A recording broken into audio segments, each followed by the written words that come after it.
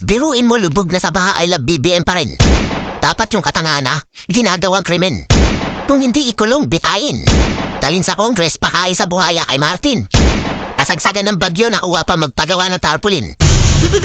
Halos magkandalunod na kami sa baha habang ikaw nagpapagawa ng tarpaulin. Habang nagsisisigaw kami ng tulong, yung sako ng bigas tinatapakan niya ng Martin. Kulang na lang ultimo butil ng bigas tapakan niya ng Martin. Kaya pala papahupain muna yung baha kasi hindi pa sila tapos gumawa ng tarpaulin. Bakit mo tatataan ng pangalan mo yan? Hindi mo naman pera yan. Ano yun? Bago kayo tumulong, hihintayin pa namin matapos yung buwisit na tarpaulin na yan? Alam mo, Martin, ang sarap mong palanguyin sa mura. Paulanan ng real talk tapos ihagis sa baha.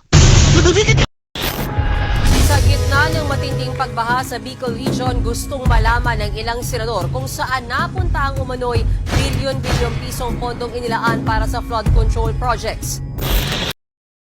Eto na yata ang pinaka-worst na government pagdating sa funds. Maharlika funds, flood control funds, affiliate funds. Tapos sasabayan pa ng mga tangamong funds. Tawawang mga taga Bicol kahit sino mapapasyet. Habang yung representative nilang si Saldico nalulunod sa budget. 61 billion nilaan sa Bicol, sabi ni Villanueva, kaya nasa na yung project. Huwag ka nang tumanggi, mismong kalikasan na yun nag-fact check. 2023, sa DPWH alone, 29.4 billion ang budget.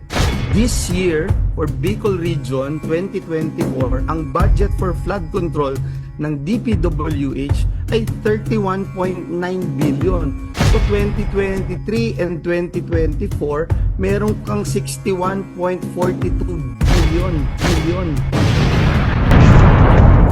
Guys, wala na talaga yung Pilipinas, siran-sira na. Pinaboy na ng mga buhaya. Yung mga matitinong tao, galit na. Yung mga bangag sa kriminal na lang yung mga natutuwa. Sino ba representative ng Bicol? Apo. Sino may hawak ng budget? Apo. Sino dapat sisihin? Apo. Buti alam mo. Taglaan. Kami na napakalaking halaga, umaabot ng halos 420 billion kung tutuusin. Aabot, siguro papatak ng 1.4 billion a day ang budget sa flood control. Saan napunta lahat yan? Yan ang masaklap. Plastic, ba't kami tinatanong mo? Ang tanungin mo yung bobo mong kapatid sa yung pinsan mo. May saklap-saklap ka pang nalalaman, sila sisihin mo. Kung talagang nagmamalasakit ka sa mga Pilipino, yung kapatid mo sa pinsan mo kasuhan mo. Hindi yung daldal yan ang daldal dyan sa media, wala ka namang ginagawa. Kunwari galit sa kapatid sa pinsan, hindi naman pala. Pangunahan mo yung hearing tapos patawag bi presidente. Hindi yung pasasakain mo na naman kami sa balat ng mani. Alam mo na palang may nawawala, wala ka pang ginagawa. Pinoto ka ng taong bayan para mag-imbestiga, hindi puro dada. Hindi mo mahahanap ang sagot kung puro ka lang nawa. Lubog na tayo sa utang, lubog pa sa baha. Pinalaga naman niya ni Ako Bicol Party List Representative Zaldico. Wala raw katotohanan ng umano'y bilyon-bilyong pisong flood control budget para sa Kabikulan. Ang ina niya, mo. Basta talaga pambubudol, master nyo. Tapos kunwari may ira-raid na warehouse ng bigas, wala namang nakakalaboso. Hindi kaya yung isbagler ng bigas isa sa inyo? Kasi lahat ng sako ng bigas may pangalan nito. Partida kasama pa yung aso niya si Tulfo. Bakit ba laging kasama mo to? Sa farmers ko po, kasama mo. Sa warehouse ng bigas, kasama mo. Paano ka namin isusumbong kay Tulfo kung pati si Tulfo kasama mo? Wala na tayong pagsusumbungan, guys. Kasama niya na lahat. Iba talaga pag may hawak ng pondo. Dinidikitan ng lahat.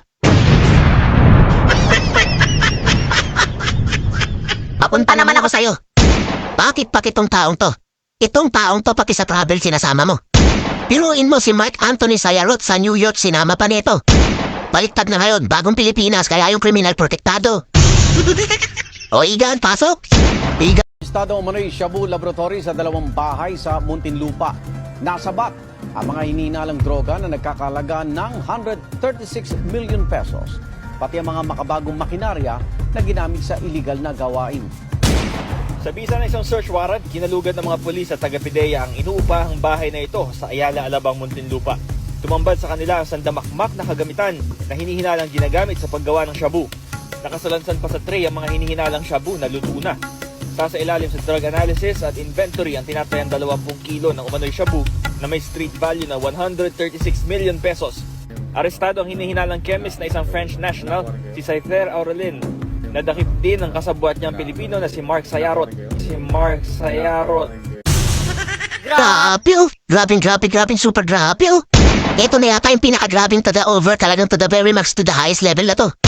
Piruin mo, presidente ka, bakit kasama mo to? Ikaw, bobo ha? Kaya pala tabingi yung bunganga mo. Tapos nag-travel sa New York, ba't kasama niya yan? Ano bang kaso niyang putragis na yan? RA 9165 lang naman. Tungkol pala sa drugs yan. Pampaano ba yan? Pampabulol sa pampaspeed.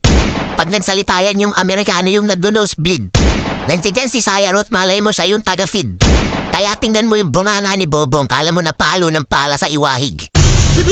Diluin mo na travel yan ha. Kasama yung hari ng pondo, si Bangag, si Kokak sa Amerika. Wala namang nakukuha ang investor, parang tanga. Nag-travel yan kasama si Sayarot, saan ka pa? Gamit pa pera ng bayan, sesea. Kasama pa si Cute. Cute. Ang galang pagka-cute.